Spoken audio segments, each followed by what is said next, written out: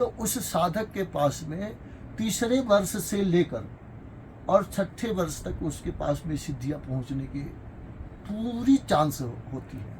हाँ, यदि वो ब्रह्मनिष्ठ है, ईश्वर को चाह रहा है, तो उसके मुख से निकलेगा, अचेत अवस्था में उसके पास में सिद्धियां जाती है। आज के समय में ऐसा नहीं कि उसके पास में सिद्धियां प्रत्यक्ष जाकर के बोलेगी कि आप बताओ क्या चाह रहे हैं। अचेत अवस्था में पहुंचेगी। तो तुरीय अवस्था में भी पहुंच सकती है। तुरीय अवस्था किसको बोलते हैं जी? तो स्वप्न अवस्था।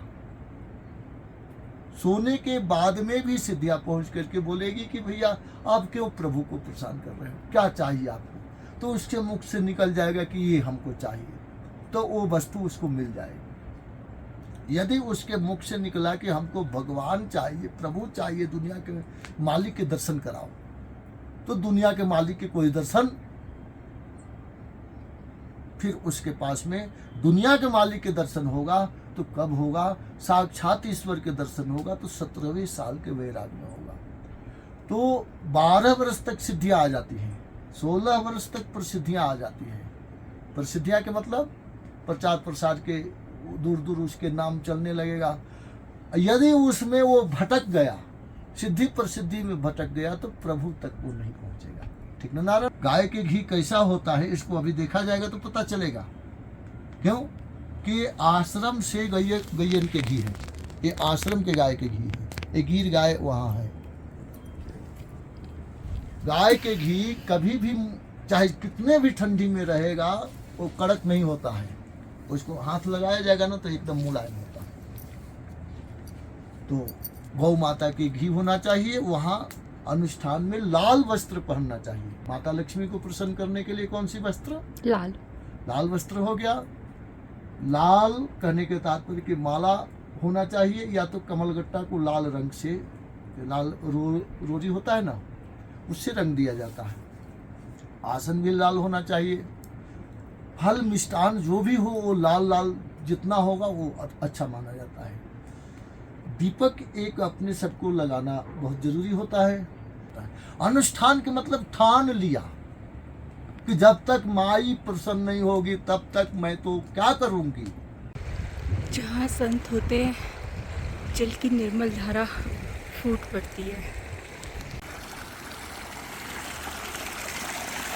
जल बह रहा है, ये देखो आप। मैं हमेशा आपको दिखा देती हूँ कि मंदिर वहाँ है।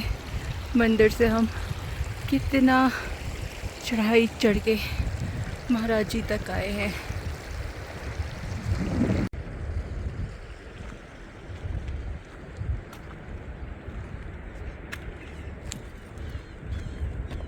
हरिओम महाराज जी। सरस्वती माता है तो सरस्वती माता उसको ही साथ देती है। किसको साथ देती है जी? जो परहित के लिए, पराये के कल्याण के लिए, प्रभु की सृष्टि के कल्याण के लिए। हाँ, पेट भरने के साधन के लिए नहीं। अपना तो पेट कुत्ते भी भरते हैं भाई। अपना पेट तो सारी सृष्टि प्रभु के भर रही है, लेकिन मनुष्य भी होकर के और अपना पेट भरने लगे तो मनुष्य में और सारी सृष्टि में क्या अंतर रह जाएगा जी? तो मनुष्य को पहले मानवता सीखना चाहिए। मानवता क्या है? तो परहित सरिस धर्म नहीं भाई।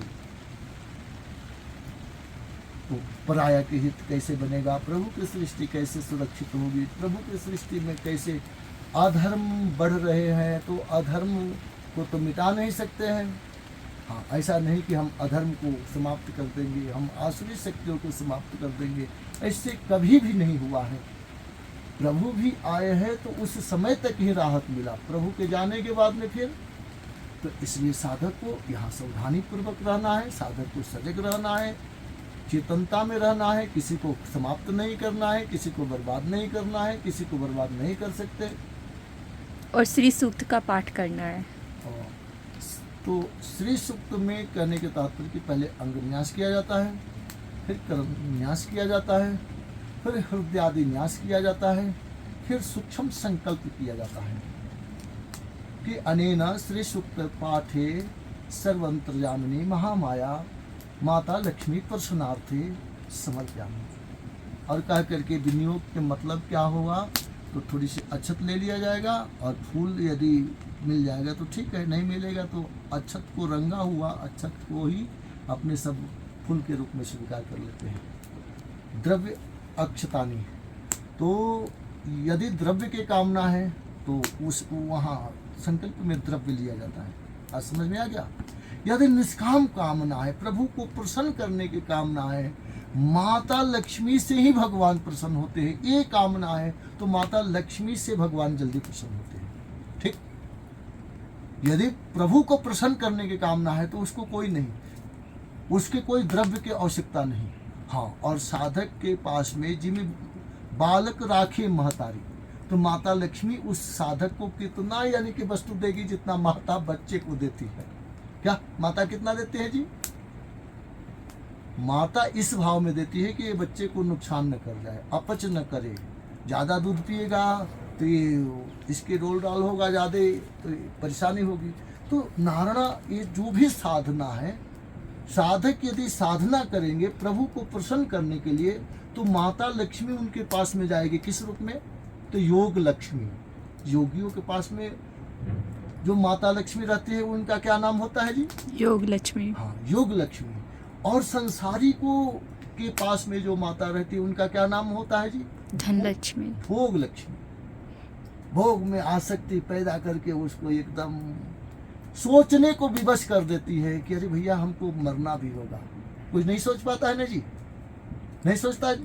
तो देखिए नारायणा, यानी कि श्री सूक्त और लक्ष्मी सूक्त से यदि दलिद्र भी होगा और इसको धारण कर लेगा तो हाँ, अब इसको धारण करने के क्या विधान है?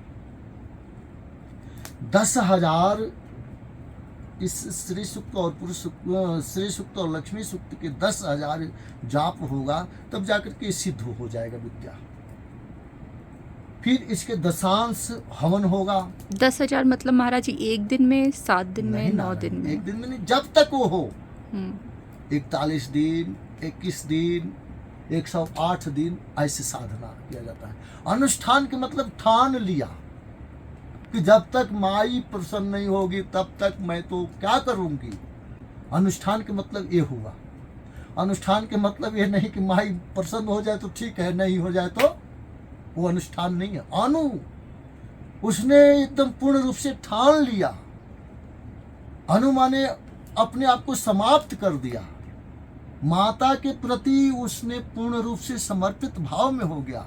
और अनुष्ठान, फिर ठान लिया कि चाहे मर जाए तो मर जाए, शरीर छूटेगा तो छूट जाए। कितने बार छूटा होगा?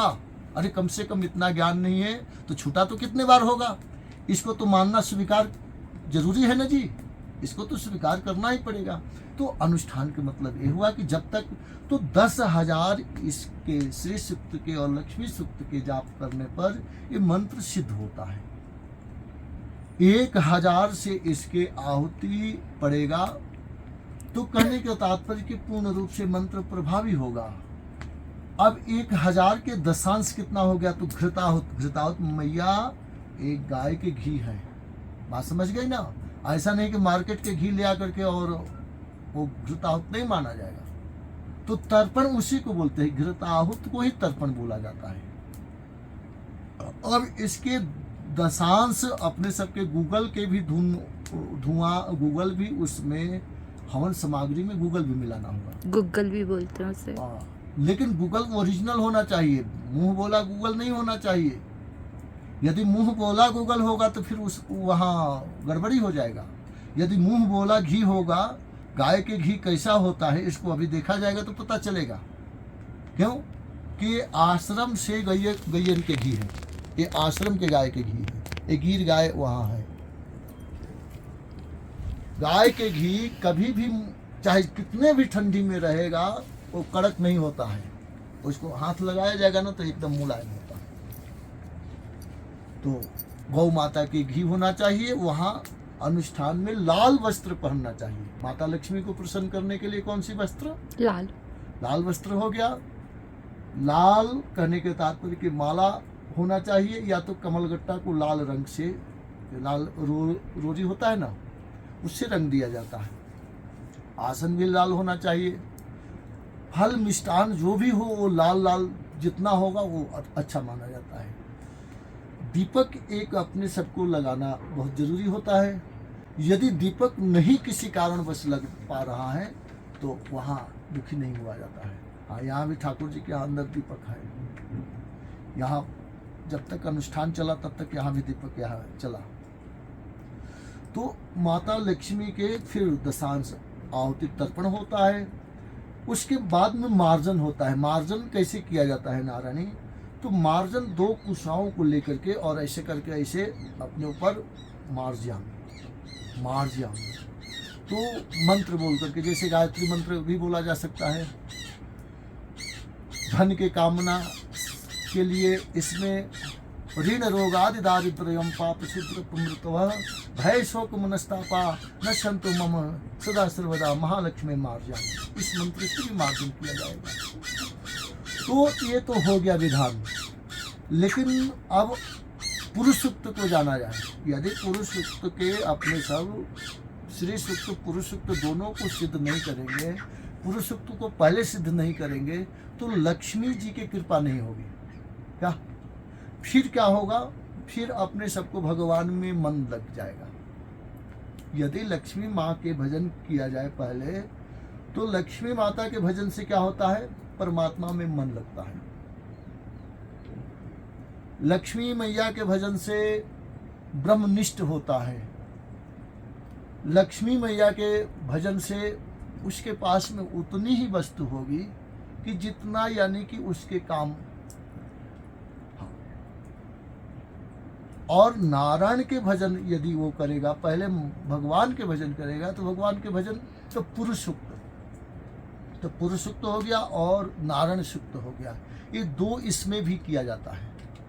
तो ये दोनों करने के बाद में और महालक्ष्मी प्रसन्नार्थे श्री सूक्त पुरुष सूक्त पाठ सर्व अंतर्जामी पार ब्रह्म परमेश्वराय महाविष्णु प्रियंताम नमः। तो उस साधक के पास में 3रे वर्ष से लेकर और 6ठे वर्ष तक उसके पास में सिद्धियां पहुंचने की पूरी चांस होती है।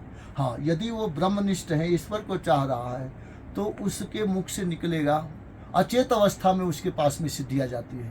आज के समय में ऐसा नहीं कि उसके पास में सिद्धियां प्रत्यक्ष जाकर के बोलेगी कि आप बताओ क्या चाह रहे हैं। अचेत अवस्था में पहुंचेगी। तो तुरीय अवस्था में भी पहुंच सकती है। तुरीय अवस्था किसको बोलते हैं जी? तो स्वप्न अवस्था। सोने के बाद में भी सिद्धियां पहुंच करके बोलेगी कि भैया आप क्यों प्रभु को परेशान कर रहे हो, क्या चाहिए आपको? तो उसके मुख से निकल जाएगा कि ये हमको चाहिए, तो वो वस्तु उसको मिल जाएगी। यदि उसके मुख से निकला कि हमको भगवान चाहिए, प्रभु चाहिए, दुनिया के मालिक के दर्शन कराओ, तो दुनिया के मालिक के कोई दर्शन, फिर उसके पास में दुनिया के मालिक के दर्शन होगा। तो कब होगा? साक्षात ईश्वर के दर्शन होगा तो 17वें साल के वैराग में होगा। तो 12 वर्ष तक सिद्धियां आ जाती हैं, 16 वर्ष तक प्रसिद्धियां आ जाती हैं। प्रसिद्धियां के मतलब प्रचार प्रसार के दूर दूर उसके नाम चलने लगेगा। यदि उसमें वो भटक गया, सिद्धि प्रसिद्धि में भटक गया, तो प्रभु तक वो नहीं पहुंचेगा। ठीक ना नारायण? और सिद्धि प्रसिद्धि को जानता है कि शरीर के साथ में ही ये सब सीमित है। सिद्धि कहाँ तक है? जहाँ तक शरीर है वहाँ तक ही तो सिद्धि है।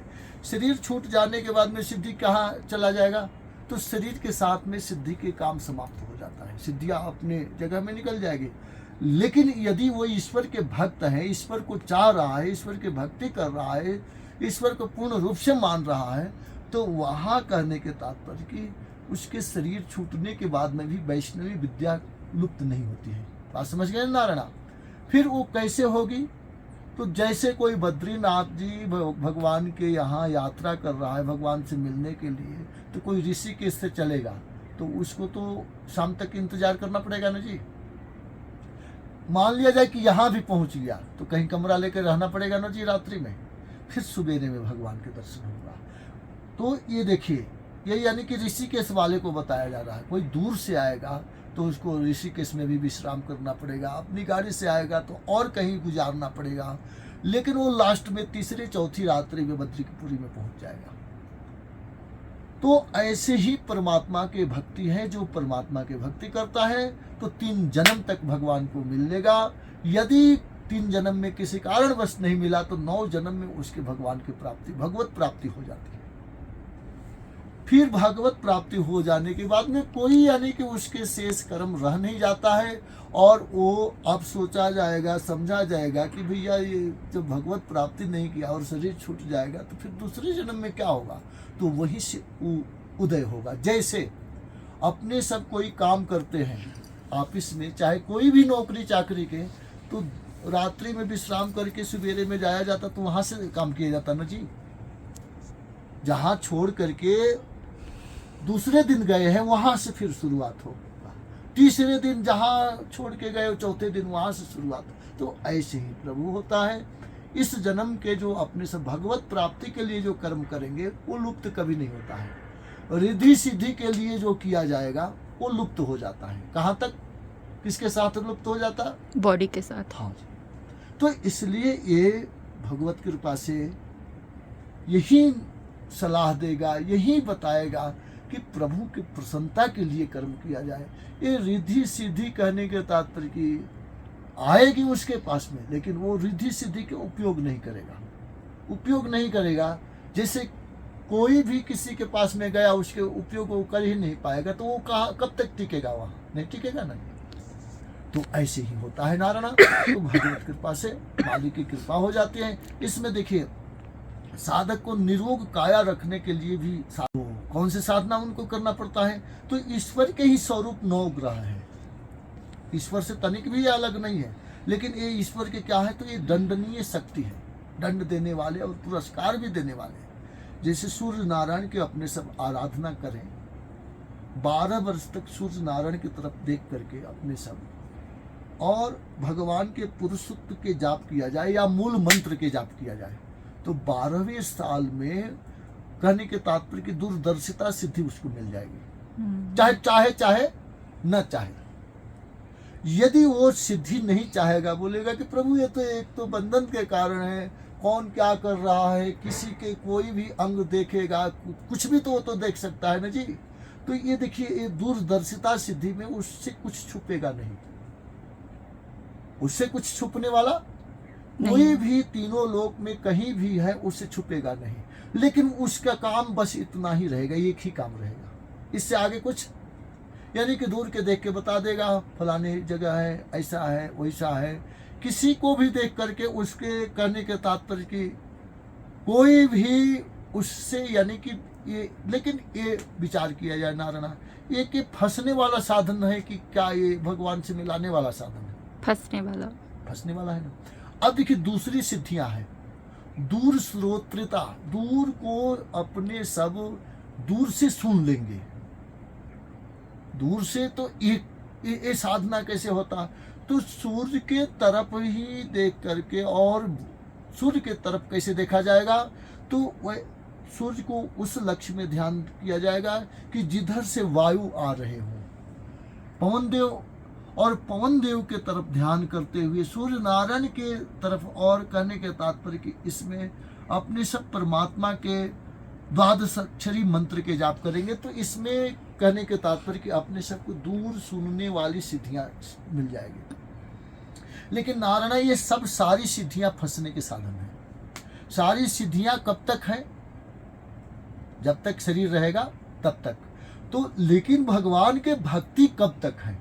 तो भगवान के भक्त के, भगवान गीता में प्रतिज्ञा की है कि अर्जुन, मेरे भक्त के नाश नहीं होता है, मेरे भक्त मरता नहीं है। ओहो, तो मरता कौन है? तो मरता आसक्ति मरता है। कौन मरता है जी? आसक्ति मरता है। तो जिस शरीर में हमारी आसक्ति हो जाती वो मर जाती है। लेकिन भक्त मरता क्यों नहीं? तो भक्त अपना नहीं मानता है। भक्त क्या मानता है? शरीर अपना नहीं मानता है। जैसे कोई किराए के घर को अपना नहीं मान लेगा कि किराए के घर में रहेगा, तो मान लेगा क्या कि हमारा घर है? हाँ, रहेगा, उसमें उसी प्रकार से रहेगा, ज्यादा उससे लगाव नहीं रखेगा। साफ सफाई तो करना पड़ेगा, लेकिन वैदिक पद्धति को जान करके करना होगा। ऐसा नहीं कि आसक्ति भाव से करेगा कि ये घर ऐसा हो जाएगा, बर्बाद हो जाएगा, ये हो। तो ऐसे ही भगवान के जो भक्त होते हैं, भगवान से उनको प्रेम होता है, भगवान को चाहते हैं, और भगवान के लिए ही काया राखे धर्म। तो का तन बिन वेद भजन नहीं वरना। तो तन के रक्षा उतने के लिए करते हैं कि जिससे भगवान की भक्ति हो जाए, भगवान के प्रसन्नता के कारण बने, भगवान सिद्धियां प्राप्त करे, भगवान के भक्त वो बन जाए। तो भक्त मन क्रम वचन से भक्त होते हैं। तो मन क्या हुआ? तो मन भी जाएगा परमात्मा में। हे प्रभु, अब तक तो आप नहीं प्रसन्न हुए, दाता आगे क्या होने वाला है मेरे स्वामी? ये क्षणभंगुर शरीर है, ये कब इसका नाश हो जाए? तो भगवान के भक्त लोग शरीर को क्षणभंगुर मानते हैं, ऐसा नहीं मानते हैं। वो ये मानते हैं कि कभी भी इसका नाश हो सकता है, और नाश होने से पहले ही प्रभु की प्रसन्नता होगी, तो ही जाके नाश